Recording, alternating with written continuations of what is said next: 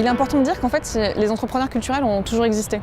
J'aime bien l'exemple d'Albrecht Dürer, qui est un peintre de la Renaissance qui est très connu et qu'on n'imagine pas en tant qu'entrepreneur culturel, mais c'en est véritablement un. Et il a des problématiques comme n'importe quel autre entrepreneur qui est de gérer son atelier, d'embaucher des gens. Il a développé son activité grâce à une innovation dont il a été au courant et puis qu'il a développée.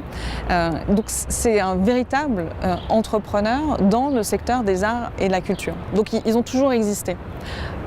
Par contre, c'est vrai qu'on en parle depuis peu, on s'intéresse à ce type d'acteurs depuis relativement récemment, c'est depuis on va dire les années 90 environ qu'on commence petit à petit à aborder la question et puis surtout depuis ces dernières années, depuis le début des années 2000 où on a une expansion en fait de l'intérêt par rapport à ça. Finalement, quand on regarde les entrepreneurs culturels, ils ont des caractéristiques qui sont à peu près communes aux autres types d'entrepreneurs. Par contre, leur spécificité, c'est qu'ils agissent dans un secteur qui est particulier. Donc, mon nom est Félix Marzel. Je suis président chez 10 au carré. Qu'est-ce que 10 au carré fait? Comme vous pouvez voir à l'arrière, on prend l'imaginaire et on le tourne en réel. Donc, on est une équipe pluridisciplinaire. On utilise les dernières technologies.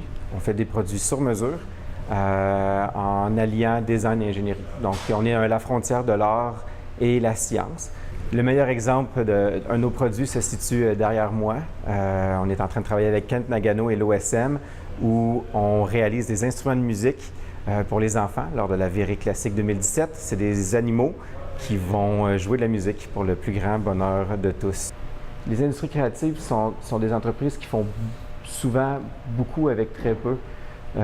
Puis des OBNL ont un peu des réflexes d'économie qui sont quand même assez cool quand on jase avec ces gens-là. On est capable de comprendre leur manière de penser et leur manière de faire aussi. Puis à bien des égards, j'ai pu m'en inspirer. Je vais parler des spécificités en fait, de ces secteurs. C'est-à-dire que oui, c'est des secteurs qui sont très différents. C'est-à-dire qu'on ne va pas fonctionner bien sûr de la même façon si on fait de la production du visuel, enfin les secteurs de l'audiovisuel versus le théâtre. C'est sûr, mais par contre, c'est vrai qu'on va retrouver des caractéristiques un peu communes par rapport à tous ces secteurs-là. D'une part, déjà c'est lié à l'acte créatif. Un artiste, c'est sûr qu'il va créer une œuvre qui va être unique. Et l'idée, c'est justement que ce soit pas... c'est pour ça qu'on va parler d'industrie de prototype. C'est-à-dire, par exemple, c'est pas parce qu'on va aller 2 fois voir le même concert que l'expérience va être la même.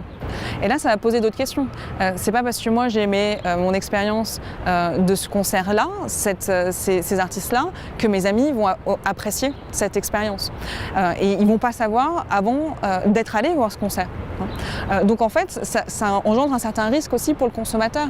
C'est-à-dire que c'est sans avoir lu le livre, aller voir le film, être allé au concert, on ne va pas savoir si ça va nous plaire ou si ça ne va pas nous plaire. Il faut vraiment consommer ce produit-là pour savoir l'appréciation qu'on va en faire. Donc ça fait partie des raisons pour lesquelles on considère finalement que c'est un secteur qui est risqué. Et donc les entrepreneurs, par exemple, vont essayer de développer un certain nombre de stratégies pour pouvoir diminuer ce risque-là.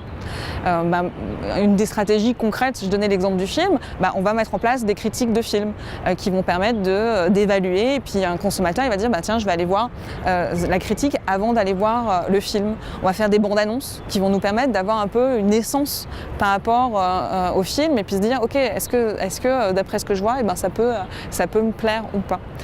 Donc il y a tout un tas de stratégies à développer et que les entrepreneurs vont aussi mettre en place pour pouvoir aussi diminuer ce risque-là. Je suis Louise Lapointe, je suis la co-directrice générale et directrice artistique de Castelier. Castelier, c'est un diffuseur spécialisé en théâtre voué aux arts de la marionnette. Alors, on a été fondé en 2005 ici à Montréal et on se spécialise vraiment dans la présentation de spectacles pour adultes et pour enfants d'artistes d'ici et de l'étranger. Castelier a développé un programme de médiation culturelle. Alors, on offre des ateliers de fabrication de marionnettes aux adultes et aussi aux enfants dans les différentes écoles de l'arrondissement et des quartiers avoisinants. Aussi, nous avons des résidences d'artistes internationales chaque année. Et en plus, nous avons le fameux projet de la Maison internationale des arts de la marionnette qui ouvrira ici à Outremont l'année prochaine. En fait, en tant qu'entrepreneur dans ces secteurs-là, tu vas te retrouver en fait confronté au même type de problèmes et même type de difficultés. Et notamment, une des difficultés qui est principale, c'est même si tu es par exemple un architecte versus tu as une compagnie de théâtre, eh bien, tu as les deux casquettes. Tu as la casquette créatif, et puis tu as la casquette entrepreneur. Et comment est-ce que tu vas gérer ces deux casquettes-là en tant qu'individu? Et il faut que tu sois à la fois bon et innovant dans le domaine dans lequel tu es, dans le domaine culturel ou créatif, et tu dois être bon aussi en termes de gestion, en termes de management, avoir une certaine forme de leadership. Et ça, cette difficulté-là, elle est commune à tous ces entrepreneurs-là. Comment tu arrives à avoir ces deux casquettes et être bon sous ces deux casquettes-là. Et ça, ça illustre très très bien les spécificités de ces entrepreneurs-là et les problèmes de ces entrepreneurs. Et donc ça, bien sûr, ça va engendrer un certain nombre de choses. Ça veut dire que les deux doivent être capables de dialoguer. Ça veut dire que le créatif doit comprendre les problématiques de gestion, les aspects financiers. Si par exemple son collaborateur lui dit voilà, peut-être que là ton projet est génial, mais il faut peut-être le réduire un peu ou prévoir de le faire plutôt l'année prochaine, de comprendre aussi les problématiques par rapport à ça. Et puis de l'autre côté, le financier, il doit être capable, ou l'entrepreneur, de comprendre la sensibilité artistique, là où il veut, son collaborateur, son directeur artistique par exemple, veut mener l'organisation, et puis de le soutenir et lui donner les moyens de la vision qu'il va porter. Et cette problématique se trouve autant dans un organisme à but non lucratif qu'un organisme à but lucratif, qu'une compagnie d'architecture versus une compagnie de théâtre. Dans la démarche entrepreneuriale, il y a beaucoup de similitudes pour un entrepreneur qui décide de se monter en OBNL versus un entrepreneur qui va se monter en OBL dans le secteur culturel ou créatif. Bien sûr, après, ça ne va pas se traduire de la même façon. Par exemple, en termes de financement, c'est sûr que quand on a un organisme à but lucratif, on va être plus sur des prestations de vente.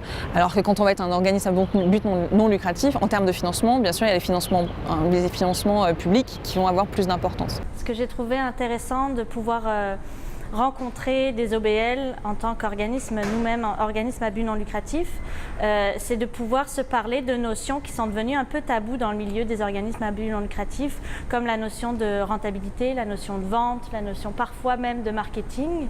On a parlé à un moment donné dans un des ateliers de se créer une vache à lait, donc qui puisse générer des profits.